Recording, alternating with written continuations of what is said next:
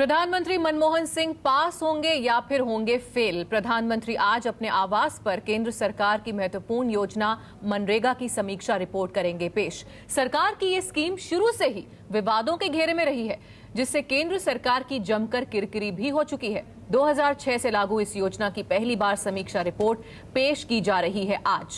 प्रधानमंत्री निवास से एबीपी न्यूज संवाददाता रवि धीमान हमारे साथ हैं और लखनऊ से पंकज झा हमारे साथ जुड़ गए हैं। सबसे पहले चलते हैं रवि धीमान के पास। रवि, मनरेगा पर सरकार की रिपोर्ट पर सबकी नजरें आज टिकी हुई हैं। कितनी देर में रिपोर्ट आने की संभावना है? देखिए जारुल, अब से कुछ देर बाद प्रधानमंत्री समीक्षा रिपोर्ट को पेश करेंगे। समीक्षा रिपोर्ट ग्रामीण विकास मंत्रालय ने बनाई है और अगर इसको अक्षरश देखें तो समीक्षा रिपोर्ट में 2006 में जब अनंतपुर में मनरेगा शुरू किया गया था, तब से लेकर अब तक मनरेगा के तहत जितने भी कार्यक्रम हुए हैं उसका एक लेखा जोखा है, खाका तैयार किया है ग्रामीण विकास मंत्रालय ने और आंकड़ों में बताने की कोशिश की है कि मनरेगा के चलते कितना लाभ लोगों को पहुंचाने में कामयाब रही है। ये दावा है ग्रामीण विकास मंत्रालय का और साथ ही आने वाले दिनों में किस तरह की रूपरेखा मनरेगा अख्तियार कर सकता है और आगे चलकर किन किन क्षेत्रों में जहां पर सुधार की गुंजाइश है वहां पर क्या क्या कदम सरकार उठा सकती है।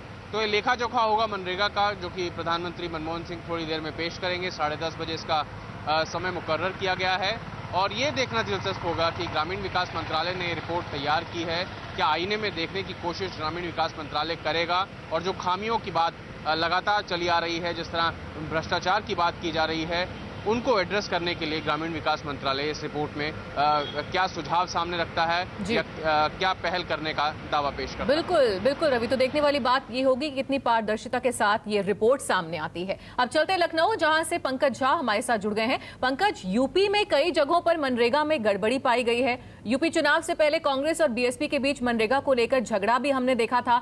आज उसी मनरेगा पर सरकार की रिपोर्ट आ रही है। देखिए, जो भी हो, साल दर साल अगर हम यूपी की बात करें तो मनरेगा की परीक्षा में यूपी साल दर साल फेल होता रहा है। आपने देखा होगा किस तरीके से केंद्रीय मंत्री जयराम रमेश और उस वक्त जो मायावती मुख्यमंत्री थी यूपी, मनरेगा में भ्रष्टाचार को लेकर दोनों के बीच कैसे ठनी थी। बहुत लंबी चिट्ठियां लिखी गई दोनों तरफ से।